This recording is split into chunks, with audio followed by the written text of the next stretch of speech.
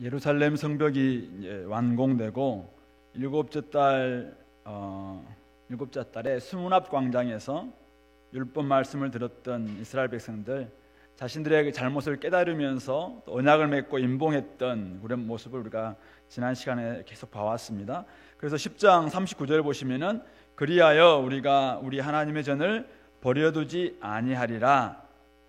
이 말은 결국 예루살렘 성벽을 재건하였던 이스라엘 백성들의 결단을 담은 말이 바로 우리가 우리 하나님의 전을 버려두지 아니하리라, 바로 이런 결단이었습니다.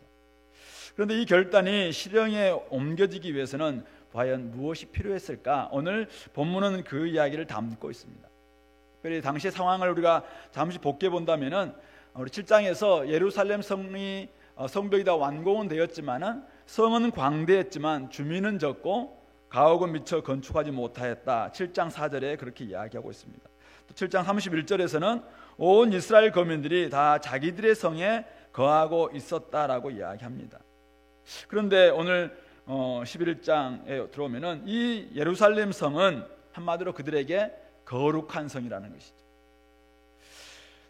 위치로는 너무나 중요한 거룩할 성, 하나님 앞에서 하나님의 성전이 있는 성도, 그렇기 때문에 이곳은 결국 포기할 수 없는 너무나 중요한 예루살렘인데, 굉장히 넓고 광대하지만은 아직 가옥도 건축하지 못했기 때문에 사람들은 적을 수밖에 없는 이러한 현실적인 문제가 지금 눈앞에 닥쳐 있는 것이죠. 성전과 성벽이 완공되었고 제대로 된 거룩한 도성으로서의 위상을 유지하기 위해서는 결국 누군가는 책임을 지고 이주해야만 했다라는 것을 우리가 알 수 있는 것입니다.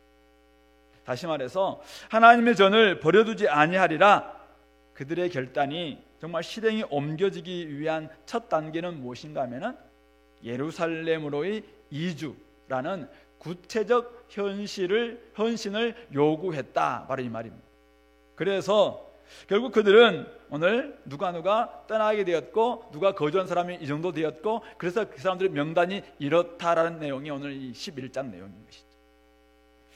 자신들의 본거지를 떠나는 수고, 안정된 보금자리와 가족과 친척으로부터 떨어지는 아픔을 겪어야 하는 굉장히 구체적인 손해, 부담, 그것을 안고 이들이 헌신했다라는 것을 우리는 알 수 있는 것입니다. 만약 우리 교회를 우리가 결단하면서 우리 주은혜 교회를 버려두지 않겠습니다 라고 여러분들이 결단했다면 그 구체적인 모습은 무엇이어야 됩니까?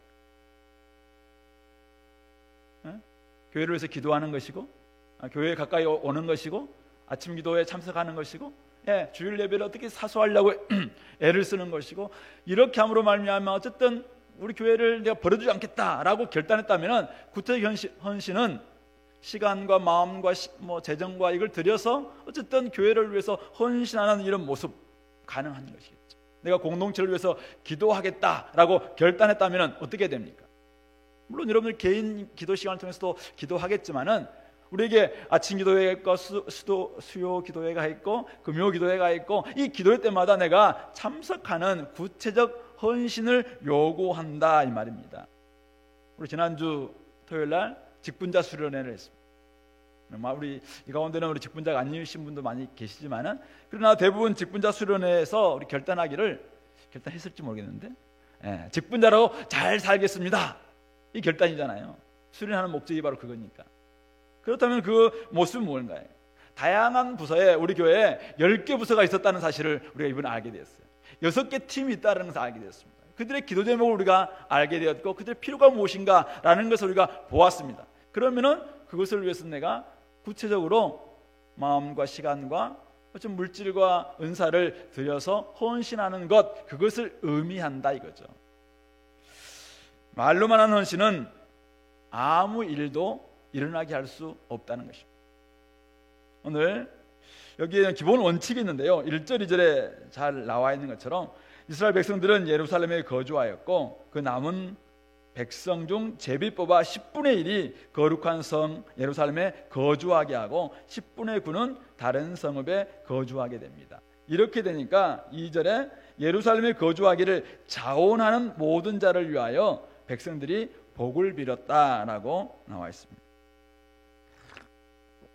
기본 원칙은 항상 모든 공동체마다 그렇지만 어떤 상황에도 그렇지만 지도자가 본을 보이고 솔선수범하고, 그리고 지도자가 본을 보이면 자원하는 자, 자원봉사자, 자발적으로 일어난 백성들이 뒤따르게 되어 있는 것 같아요. 이게 사실은 지금까지 역사 속에서 이 원칙이 벗어난 적이 있을까 할 정도로 거의 하면 비슷한 것 같아요. 사람들을 감동시킬 수 있는 헌신된 사람들이 앞장서기만 한다면은, 솔선수범하면서 주님 나라를 위해서 애쓴 사람들이 있기만 한다면은 많은 사람들은 언제든지 감동할 준비가 되어 있는 것이죠. 그리고 마음에 감동이 생기면 어떻게 합니까?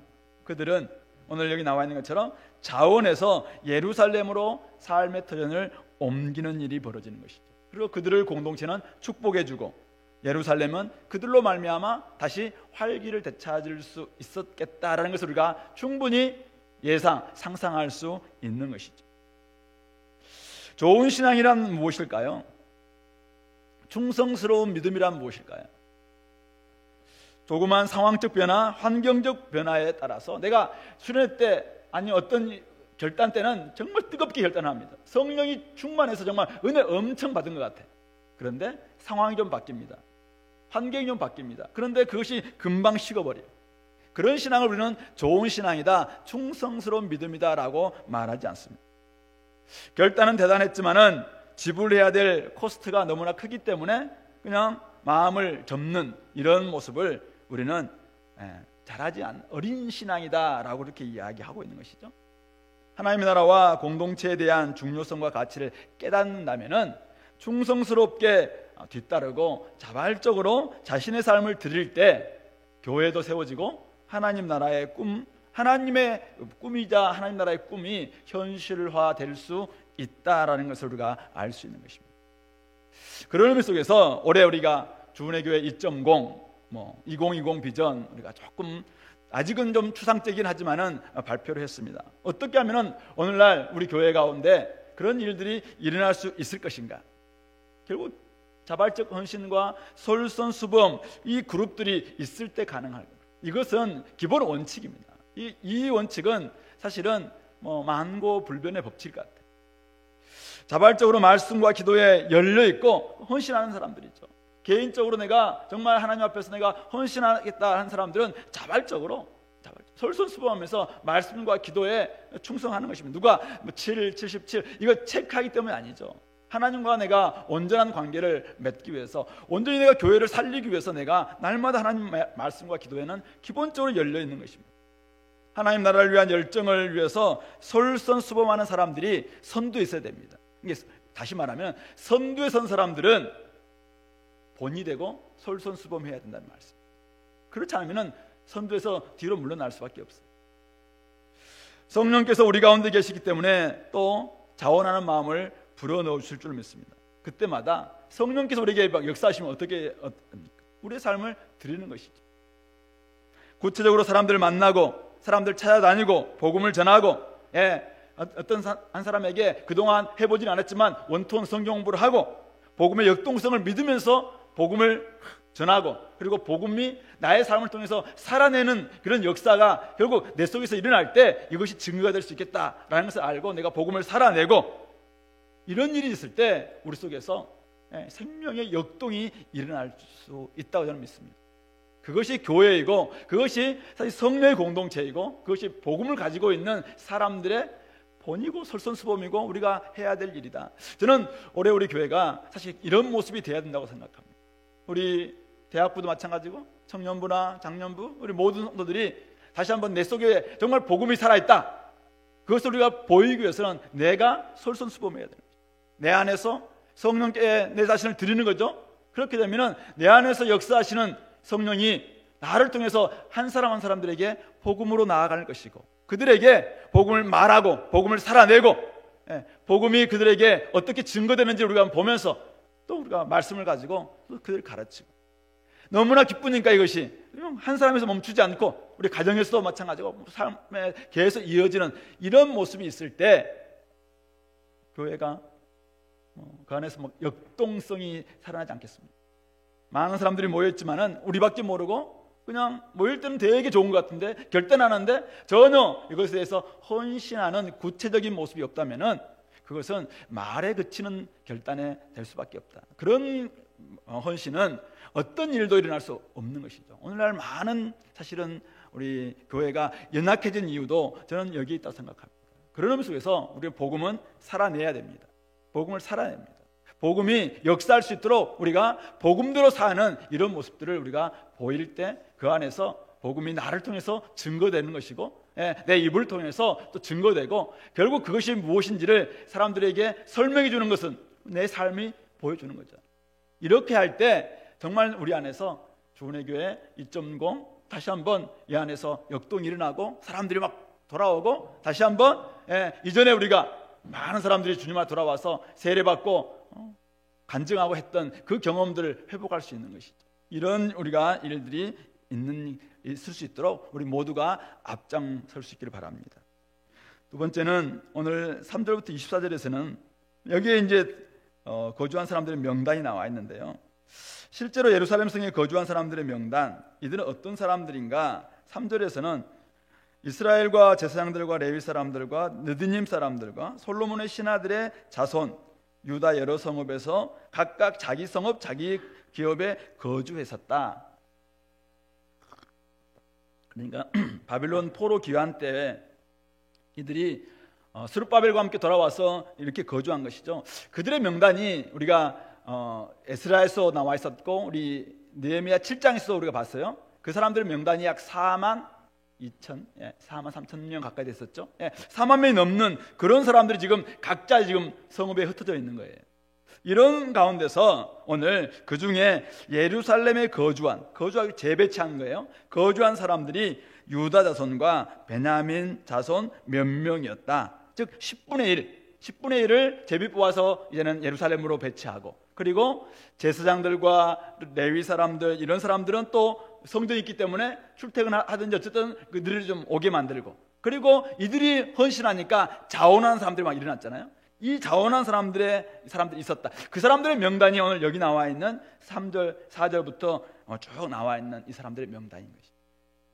구체적으로는 유다 자손 중에는 베레스 자손 아다야, 마세야 등 468명 용사들이라고 이야기하고 있습니다.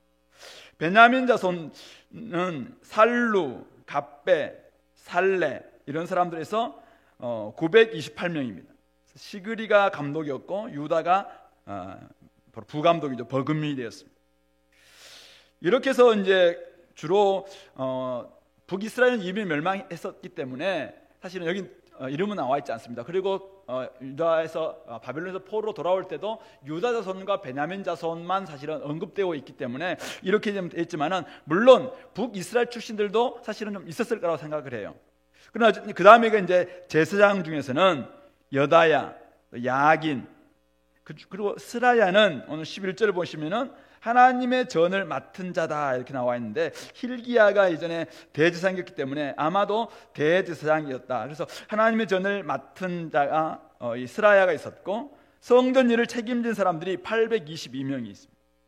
그리고 이제 그 중에서는 제사장 각 가문에 족장된 자가 242명, 아마세를 비롯한 형제 큰 용사들이 128명, 그 중에서 삽디엘이 감독이 되고 있죠.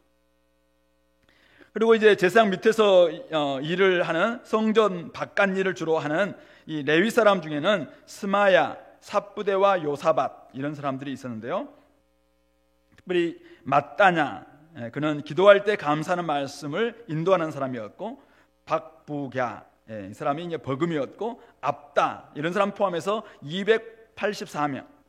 또 쭉 지금 예루살렘 성벽을 다 완공했잖아요. 그 문이 참 많았는데 문지기들로서 악굽, 달몬 그리고 그 형제들이 172명 19절에 그렇게 나와 있습니다.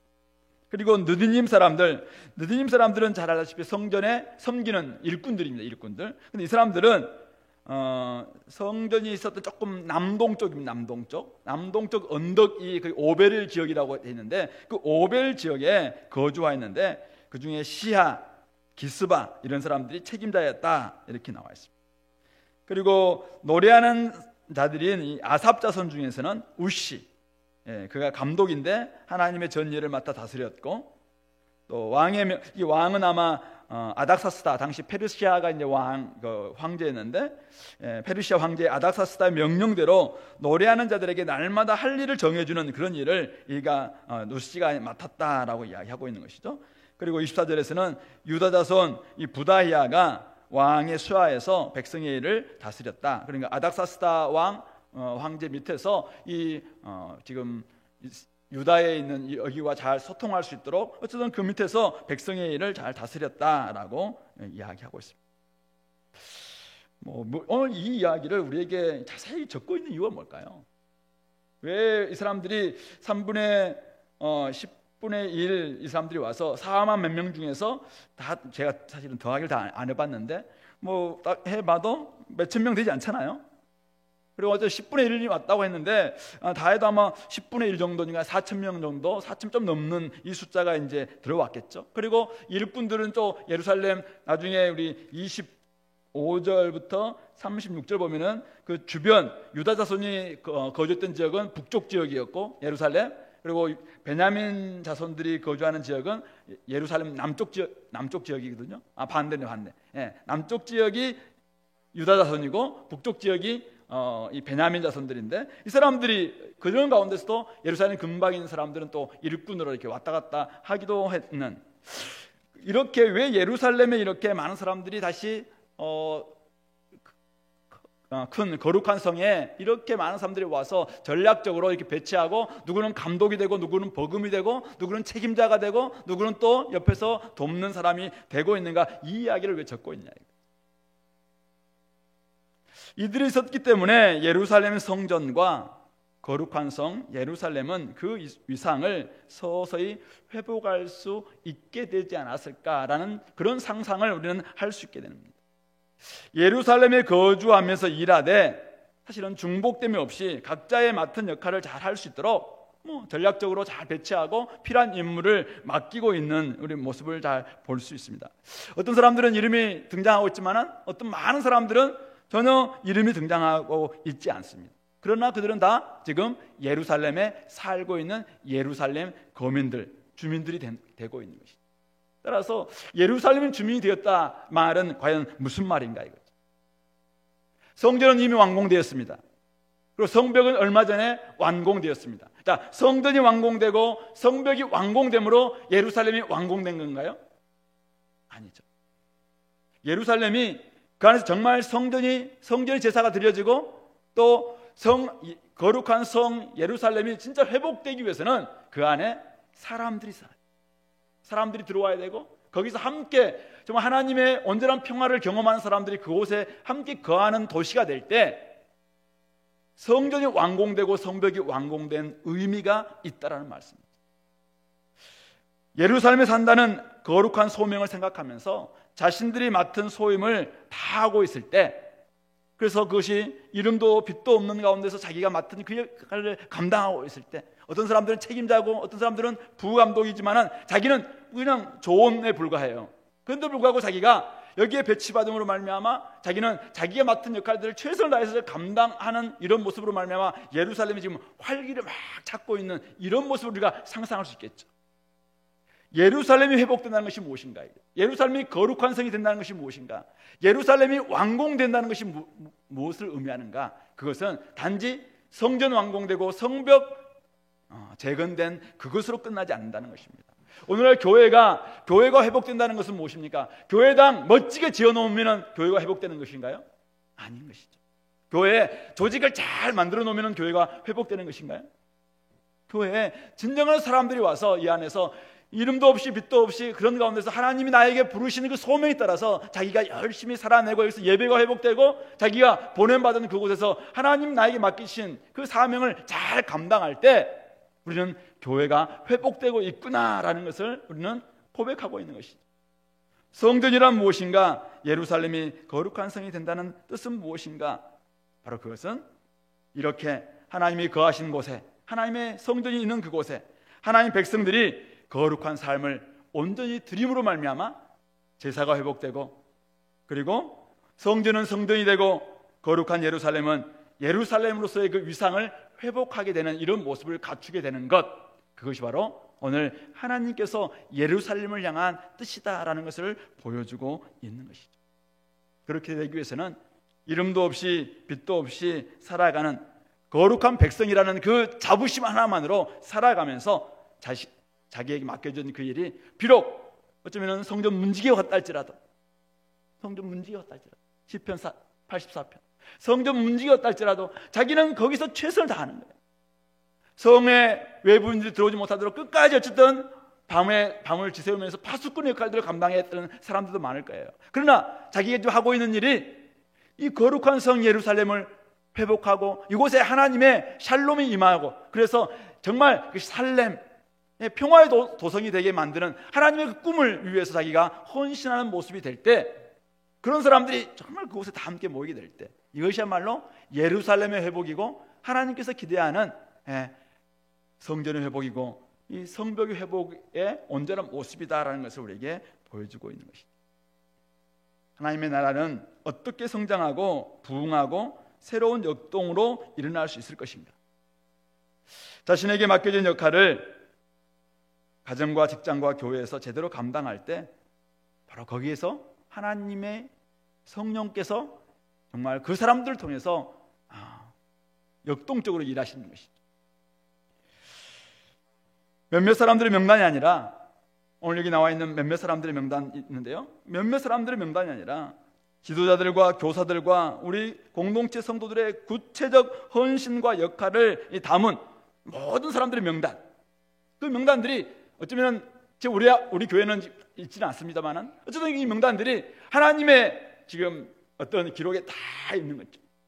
우리 함께 모여있는 400여 명의 사람들이 지금 이곳에서 명단이 다 있는 거예요. 박 집사 거기는 뭐 하고 있고, 김성도 쟤는 뭐 하고 있고, 쭉 교회에서 해야 될 일, 가정에서 해야 될 일, 밖에서 해야 될 일, 그로 말미암아 하나님 나라가 어떻게 확장돼야 되고 하나님 나라를 통해서 캠퍼스가 어떻게 정말 역동적으로 바뀌어야 되고, 이런 부분들이 쫙 기록되어 있는 그 명단이 지금 하나님의 앞에 딱 놓여 있는 이 꿈을 한번 꿔보세요. 저는 이것이 하나님께서 교회를 회복하신다라고 할 때 그 그림이라고 생각합니다.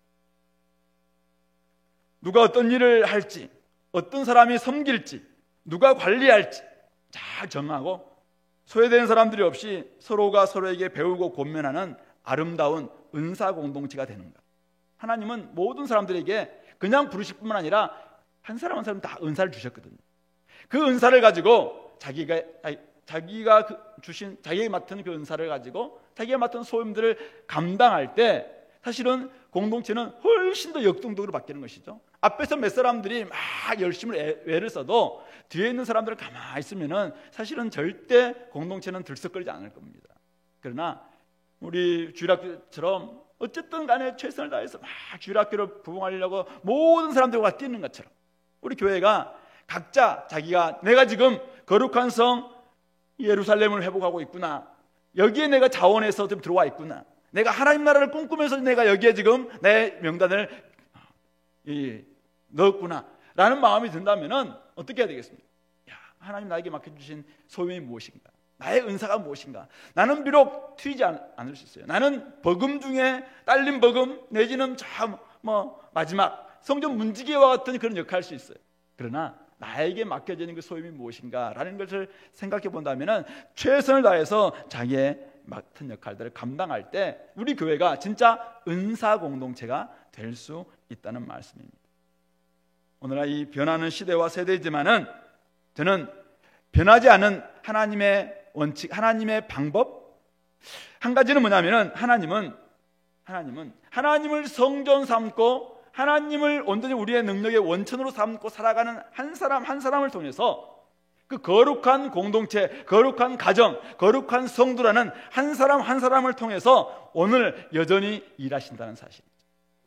변하는 아무리 시대가 바뀌고 아무리 세대가 바뀌고 아무리 오늘 이런 상황이 된다 할지라도 우리가 진짜 내가 하나님의 거룩한 백성이구나, 하나님이 진짜 내 안에 계심으로 말미암아 내가 성전되었구나, 따라서 성전 대신 하나님을 나의 중심에 모시고 그러면 내가 성전되는 거잖아요.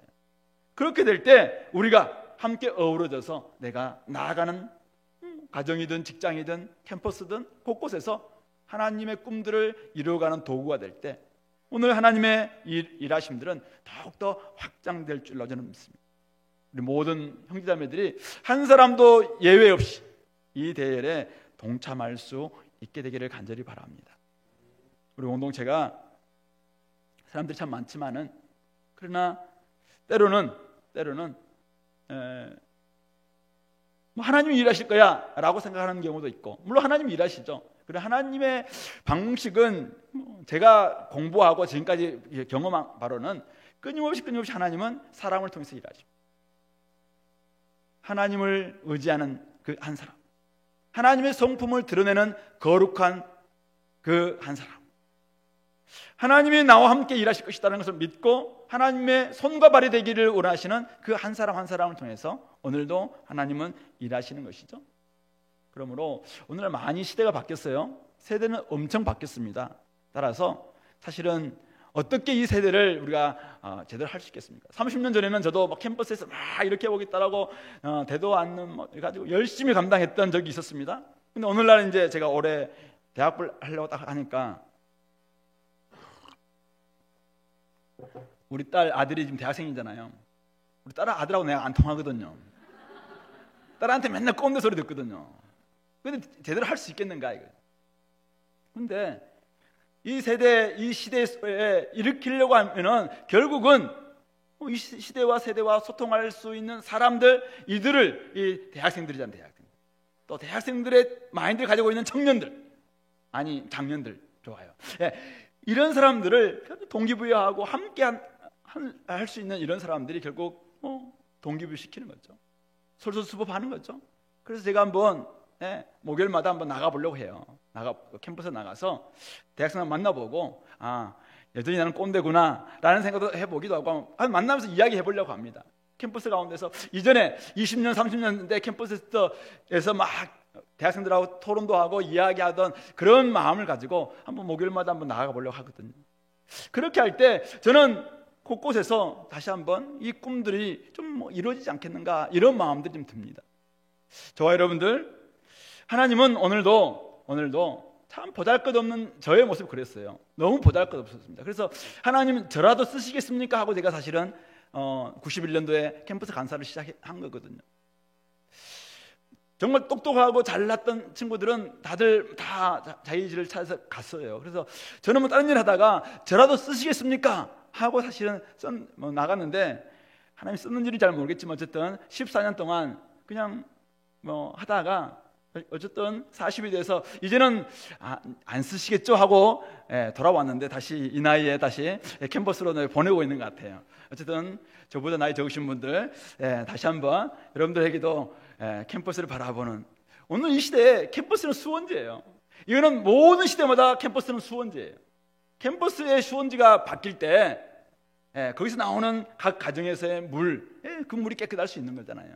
수원지가 더러워진데 물 근원이 지금 정화가 안 돼 있는데 우리가 좋은 물 마실 수 없어요.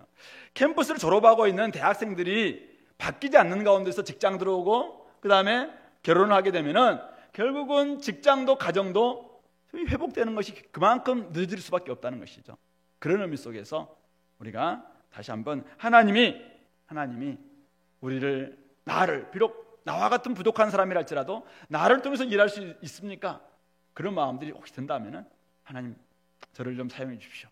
이런 마음을 가지고 우리가 나아간다면은 곳곳에서 그런 의미 속에서 하나님이 우리 공동체를 좀 전략적 재배치가 좀 필요하지 않겠는가? 지금 너무 많은 사람들이 캠퍼스에 나가지 않고 어쩌면 우리가 필요한데 너무 역과 터미널이 많은데 캠퍼스에는 너무 적다. 좀 전략적 재배치를 전도위원장님 우리 좀 해볼 의향이 없나요? 네, 이건 필요한 것 같아요. 제가 보니까. 그래서 캠퍼스 전도에 좀 더 우리 매진을 하고 그런 가운데서 나중에 캠퍼스가 좀 나중에 바뀌고 역과 터미널이 중요하긴 하지만은 저 캠퍼스를 우리가 그대로 둘 수는 없다.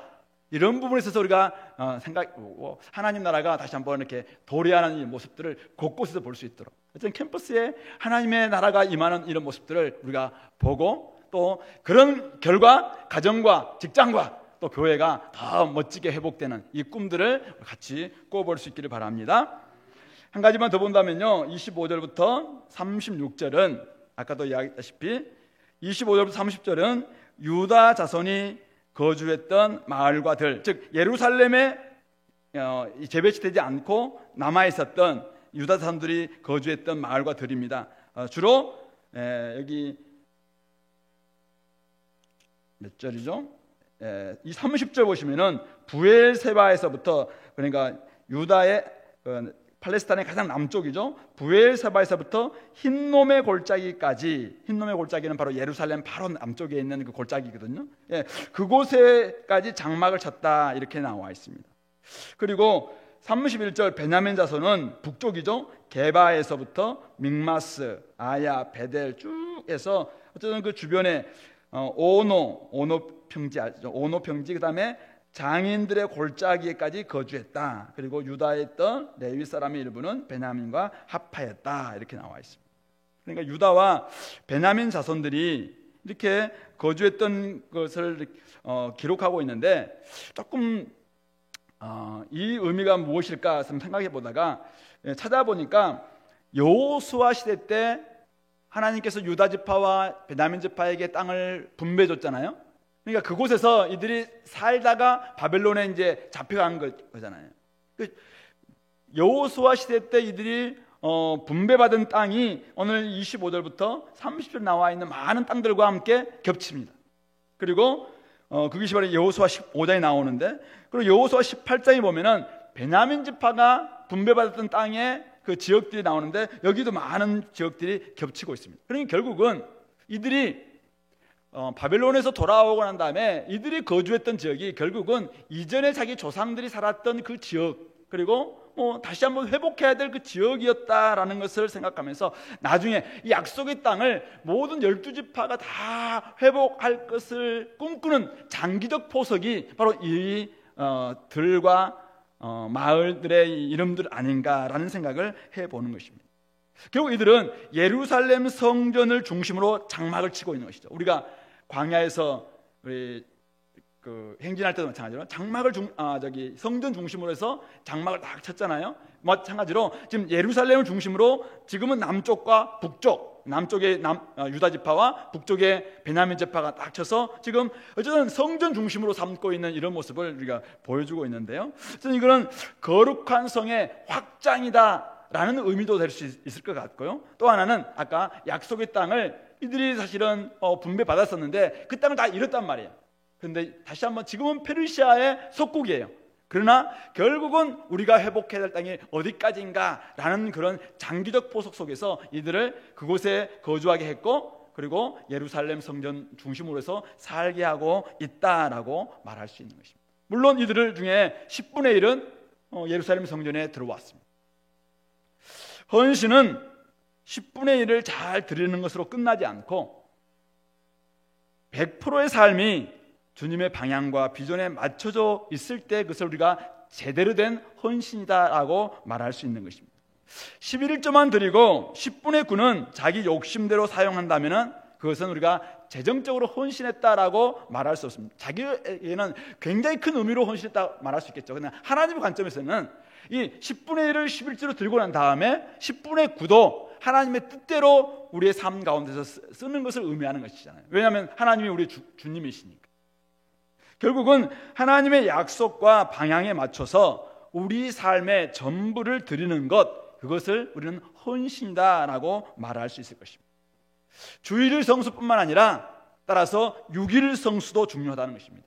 주일을 거룩하게 보내는 것뿐만 아니라 6일을 거룩하게 보내는 것 중요합니다. 공동체 예배를 잘 드리는 것뿐만 아니라 여러분들의 삶의 예배를 잘 드리는 것도 중요합니다. 큐티 시간을 경건하게 보내는 것뿐만 아니라 여러분들의 취미 시간과 공부 시간도 경건하게 보낼 때 그것을 로마서 12장 2절에서는 바로 그것이 바로 영적 예배이고 하나님께 합당한 예배다라고 말하고 있는 것이죠. 그러므로 우리의 남은 삶을 통해서 하나님의 비전이 이루어지기 위해서 오늘 정말 내가 내 안에 재배치되지 않고 방향과 또 위치 자체가 지금 잘못되고 있는 부분이 무엇인가, 그런 부분들을 좀 점검해 봤으면 좋겠습니다. 나는 10분의 1 정도는 내가 지금 주님께 헌신하고 있는 것 같아요. 재정적으로도 그렇고 시간적으로도 또 주님께는 잘 헌신하고 있는데 나의 삶의 방향 자체가 하나님의 회복과 하나님의 원대한 꿈과 하나님 나라의 완성과 거기에 맞춰지지 않다면 재조정이 필요합니다. 하나님은 결국은 온 열방 가운데서 하나님께서 꿈꾸시는 하나님 나라가 확장되는 것, 이게 하나님의 최종적 꿈이잖아요. 새하늘과 새 땅이 임하는 것. 그래서 만물이 다 회복되고 우리의 몸도 부활하고, 그래서 이 땅 가운데서 하나님의 온전한 통치가 이루어지는 성전이, 온 세상 가운데 하나님의 성전이 중심으로 회복되는 새 예루살렘의 회복, 이것이 우리 계시록 21장 22장에서 보여주고 있는 마지막 우리의 전망이잖아요. 비전이잖아요. 그렇다면은 오늘 나의 삶이 10분의 1은 잘 드렸습니다. 근데 나머지 10분의 9가 하나님의 비전과 하나님의 전망이나 하나님의 꿈이나 하나님의 마지막 그 비전과는 내가 좀 맞지 않다. 그렇다면 어떤 부분에 내가 좀 일치하고 있지 않는가, 이런 부분들을 점검하고 그런 부분에 있어서 다시 한번 우리 하나님의 꿈과 내가 맞추기 위해서, 열방을 회복하기 위해서 내가 어떻게 했으면 좋겠는가. 나의 기도는 어떻게, 몇몇 사람들은 중보 기도를 하는데 나머지 기도는 뭐 전부 다 무엇을 먹을까 마실까 입을까의 기도에 맞춰져 있다면 그것은 하나님의 꿈과 하나님의 나라를 꿈꾸던 우리 주기도문에서의 정신과는 좀 너무 다른 거 아니겠습니까? 그래서 나의 기도는 좀 어떻게 하고 있는가, 나의 시간 쓰면 어떻게 하고 있는가, 그리고 나의 또 다른 사람들을 위한 뭐 대인관계는 어떻는가, 이런 부분도 하나하나 좀 점검해보면서 사람들과 관계 속에서 하나님의 의와 공평과 화평을 드러내지 못하고 있다면 내가 어떻게 기도해야 될지, 또 어떻게 무너진 부분들을 회복해야 될지, 이런 부분들을 점검하면서 내가 지금 살고 있는 그곳이 하나님이 회복하기를 원하는 약속의 땅의 일부이구나, 지금은 잃어버렸지만은 그곳에서도 하나님께서는 나를 통해서, 우리 가정을 통해서, 우리 교회를 통해서 회복해야 될 바로 그곳이구나. 그렇다면 내가 이곳에서 어떻게 할 것인가. 교회 와서 내가 잘 섬겨요. 근데 학교 가면은 그냥 세상 사람과 똑같아. 교회 와서는 내가 잘 수고하고 있어요. 근데 집에 가서는 그냥 자기 원하는 방식대로 살아간다. 교회에서는 뭔가 막 지도자인 것 같은데 자기가 있는 곳에서는 전혀 그런 영적인 능력, 지도력을 발휘하지 못하고 있다. 이런 부분들을 생각해 본다면 좀 하나님이 꿈꾸는 것과 내가 꿈꾸는 것이 너무 좀 언밸런스가 아닌가, 이런 부분들을 좀 점검해 보시고 어떤 부분들을 집중해야 될지 그 점검해 봤으면 좋겠습니다. 눈에 보이는 급한 불을 끄기 위해서 집중적인 기도를 우리가 해야 될 때가 있습니다. 오늘 우리가 코로나 바이러스를 위해서 기도해야 되고 우리 교회 아픈 사람들을 막 기도하고, 꼭 필요합니다. 근데 좀 더 우리의 기도 속에서는 장기적으로 나아가야 될 비전과 전략과 또 자원 배치와 또 자원 준비와 이런 것들을 하나하나 준비하면서 어떻게 하든지 우리 교회가 장기적인 포석을 딱 깔고 결국 어떤 꿈을 우리가 꿔야 될 것인가, 이런 부분들을 생각하면서 열방을 향한, 이 시대를 향한, 그리고 캠퍼스를 향한, 또 우리 직장이나 이 나라와 민족을 향한 우리의 하나님의 꿈이 무엇일까, 이런 부분에서 우리의 기도가 좀 더 차원이 좀 높아질 수 있도록, 좀 폭도 좀 넓어질 수 있도록, 좀 깊이도 좀 깊을 수 있도록, 그래서 우리의 기도가 좀 길어져야 하지 않겠습니까? 기도하면 5분 하고 나면, 자기 기도하고 나면 땡! 그게 아니라 우리의 기도가 사랑의 길이와 넓이와 높이와 깊이가 있는 것처럼 우리의 기도에도 그렇게 됨으로 말미암아 좀 더 좀 달라지는 이런 모습들이 우리 가운데 있기를 간절히 바랍니다. 말씀을 마무리하겠는데요, 거룩한 예루살렘과 약속의 땅을 향한 오늘 이 하나님의 그 꿈이겠죠. 그 꿈을 함께 지향하면서 오늘 느헤미야 공동체는 삶을 재조정하고 또 사람들을 재배치하고 지금 이렇게 하고 있습니다. 우리 공동체는 하나님의 목적, 크신 목적이 있습니다. 하나님은 하나님 나라가 이 땅에 완성되고 회복되고, 그래서 새하늘과 새 땅이 임하여서 많은 사람들이 다 천국에서 주님과 영원 복락을 누리게 하는 것, 이게 최종적 하나님의 목적입니다. 그 목적과 내 삶이 얼마나 맞춰져 있는가. 내 자녀들을 위해서, 내 가족을 위해서, 내 직장의 동료들을 위해서 이 하나님의 꿈과 나는 어느 정도 맞춰져 있는가. 내가 헌신한다고 이야기하지만은 헌신의 기본적 원칙, 솔선수범과 또 자원, 이런 부분에서 내가 어떻게 하고 있는가. 그리고 내 속에 있는 전략적 재배치가 좀 이루어지고 있는가. 그리고 좀 헌신했다고 나머지 10분의 9는 내 마음대로 쓰고 있는 부분은 없는가? 이런 것을 좀 점검해 보면서 우리 공동체도 그렇고 우리 각 개인도 조정해야 될 부분이 어떤 부분인지 점검하고 그런 부분들을 회복하는 우리 공동체가 다 될 수 있기를 바랍니다. 같이 한번 기도합시다. 우리 말씀을 기억하면서 하나님 아버지, 오늘 느헤미야 공동체 예루살렘을 위해서 사람들이 구체적으로 들어오고 헌신하고 또 배치되고 또 마지막 자기의 살고 있는 땅들도 결국 그 약속의 땅과 함께 이 같은 방향으로 나아가고 있는데 우리의 모습은 어떤지, 하나님 제가 어떤 부분에서 회복하기를 원하십니까? 그런 부분에서 우리가 구체적인 걸 하나님 앞에 결단하고 헌신할 수 있도록 같이 한번 기도하겠습니다.